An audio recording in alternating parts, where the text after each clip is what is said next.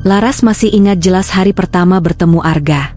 Mereka sama-sama mahasiswa baru, Laras dari psikologi, Arga dari ilmu komunikasi. Sore itu hujan deras. Laras berdiri canggung di halte kampus sambil memeluk tasnya. Jaketnya basah, angkot langganannya belum datang. Arga yang juga menunggu, mendekat dan menawarkan payung. Mereka ngobrol sebentar, soal jadwal kuliah dan gedung kampus yang membingungkan. Tapi sejak itu, Arga mulai sering muncul. Di kantin, perpustakaan, bahkan di kelas umum. Hubungan mereka berkembang pelan-pelan. Berawal dari tugas dan belajar bareng, hingga resmi pacaran di semester 2. Teman-teman menyebut mereka pasangan paling adem. Tanpa drama, tapi selalu kompak. Setelah lulus bersamaan, mereka merantau ke kota lain untuk bekerja. Arga jadi konten produser di media online, sementara Laras bekerja di HR perusahaan alat kesehatan. 2 tahun pertama, mereka tinggal di kos terpisah. Lalu sepakat pindah ke apartemen kecil di pinggir kota. Bukan 1 unit, tapi 2 unit bersebelahan. Alasan mereka simpel, praktis, aman, dan tetap menjaga kesan punya ruang masing-masing. Tapi nyatanya, Laras lebih sering tidur di unit Arga. Kadang hanya datang untuk nonton bareng atau masak, lalu ketiduran. Lama-kelamaan mereka berbagi banyak hal, lemari, alat masak, hingga deterjen. Tak pernah ada janji pernikahan resmi, tapi Laras yakin hubungan mereka akan berakhir di pelaminan. Keluarga sudah saling kenal, orang tua Arga bahkan memanggilnya Nak. Mereka menabung bersama, pernah survei rumah, dan merangkai mimpi bersama. Hubungan itu terasa seperti pernikahan. Sejak tahun keempat pacaran, Laras sudah menyerahkan segalanya. Bukan karena paksaan, tapi karena percaya, Arga adalah orangnya. Mereka sudah terlalu jauh untuk disebut hanya pacaran. Tapi beberapa bulan terakhir, semuanya berubah. Arga sering pulang larut. Laras sering makan malam sendirian. Di ulang tahunnya, hanya ada ucapan lewat teks, tanpa kue, kejutan, atau pelukan. Laras mencoba mengerti. Ia tahu pekerjaan Arga sedang padat. Tapi semakin hari, semuanya terasa dingin. Arga jadi pendiam, suka melamun, dan enggan disentuh. Hingga malam itu, seusai makan malam yang hambar dan obrolan kosong, Arga berkata pelan, "Aku mau nikah." Laras mengerutkan kening. "Sama aku?" Arga menggeleng. "Bukan. Aku kenal perempuan lain. Namanya Rina. Baru 3 bulan, tapi aku rasa dia lebih cocok. Lebih tenang, lebih dewasa, nggak ribet." Ucapan itu menghantam Laras. Napasnya tercekat, matanya panas, tangannya gemetar. 7 tahun ga. Aku udah kasih semuanya, bisiknya. Arga hanya menunduk.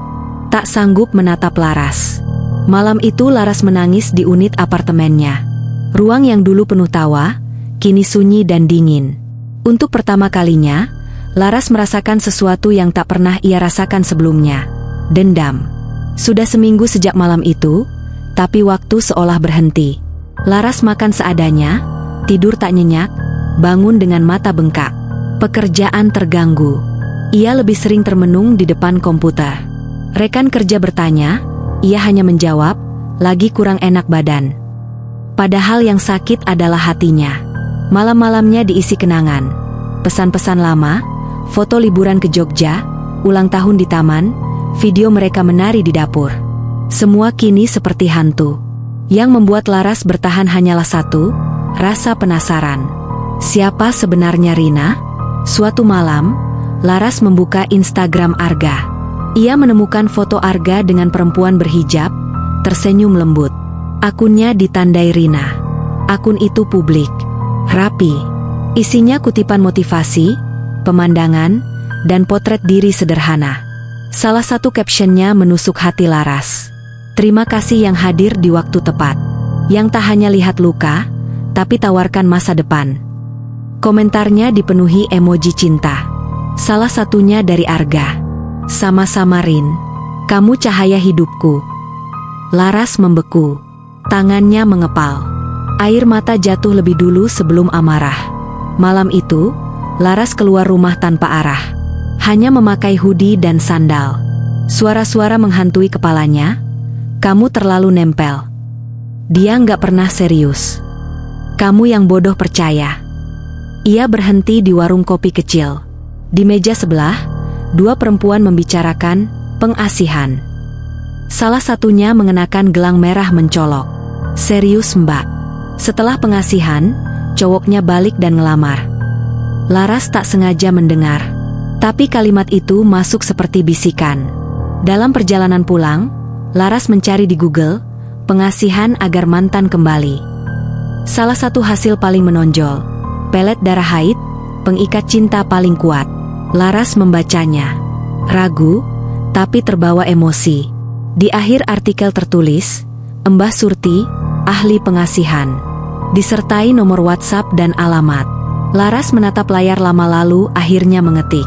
Mbah, saya butuh bantuan. Saya ingin seseorang kembali pada saya. Sore itu, Laras naik ojek ke pinggiran kota. Jalan sempit dan sinyal mulai hilang. Ia bilang ke driver ingin menemui saudara jauh. Saat tiba, ia disambut perempuan tua berkerudung hitam. Mbah Surti. Perempuan itu mengangguk. Kamu Laras kan? Laras terdiam. Ia belum sempat mengenalkan diri. Tapi Mbah Surti hanya membuka pintu dan mempersilakannya masuk. Aroma dupa menyengat. Di sudut ruangan ada sesaji. Laras duduk di tikar, jantungnya berdegup cepat. Kamu ingin dia kembali? Tanya Mbah Surti. Saya ingin dia menyesal. Kembali, cintai saya lagi. Sudah pernah tidur dengan dia? Laras mengangguk malu. Itu lebih mudah, kata Mbah Surti. Karena kalian sudah terikat tubuh dan batin. Tapi, harga yang kamu bayar bukan cuma uang. Maksudnya, kamu harus beri darahmu. Darah paling kuat, darah haid pertama bulan ini, itu yang akan membalik pikirannya. Laras bergidik tapi diam. Dalam hatinya, Arga harus kembali. Kamu yakin? Saya siap. Malam itu, Laras pulang membawa sebotol minyak campur abu, sehelai kain kafan kecil, dan mantra. Mbah Surti berpesan, campur setetes darahmu ke air minumnya. Bacakan mantra ini sebelum tidur. Ulangi 3 malam. Hari itu, Laras baru haid. Ia menampung darah pertama, mencampurkannya ke teh manis, lalu kirim pesan. Kamu di rumah? Aku mau ambil buku pengantar teori sosial. Arga membalas cepat. Masih. Sini aja ambil. Laras datang membawa 2 botol teh. 1 sudah dicampur. Aku bawain teh, nostalgia dikit, katanya sambil menyerahkan. Arga menerimanya, mereka mengobrol ringan, Arga meminum teh itu. Malamnya, Laras membaca mantra, ia membakar sisa kain kafan. Hatinya yakin, ini akan berhasil. Dan benar. Jam 11 malam, pesan masuk. Kamu udah tidur? Aku kepikiran kamu terus. Arga mulai kembali. Setiap hari menghubungi, datang tiba-tiba mencari Laras. Awalnya Laras senang. Tapi perlahan, semuanya berubah. Arga jadi posesif. Mudah marah, cemburu buta, bahkan muncul di apartemen tanpa alasan. Tatapannya kosong, matanya merah. Suatu malam, ia berkata, kamu milikku Laras dan akan selalu begitu. Rina datang ke kantor Laras, wajahnya pucat. Arga bilang gak jadi nikah sama aku, dia bilang kamu manggil-manggil dia tiap malam, kamu ngapain dia? Laras hanya terdiam. Malamnya, Laras bermimpi buruk. Dalam mimpi Arga berjalan di lorong gelap, dikejar sosok berambut panjang, wajahnya wajah Laras. Mulut berdarah, mata hitam, ia terbangun dan mendapat telepon dari Arga. Aku nggak bisa tidur kalau nggak dengar suara kamu, katanya. Laras mulai takut, tapi semuanya sudah terlambat. Beberapa minggu kemudian, Arga kehilangan pekerjaan. Laras menangis. Cinta yang dulu indah berubah jadi kutukan. Ia kembali ke Mbah Surti, memohon.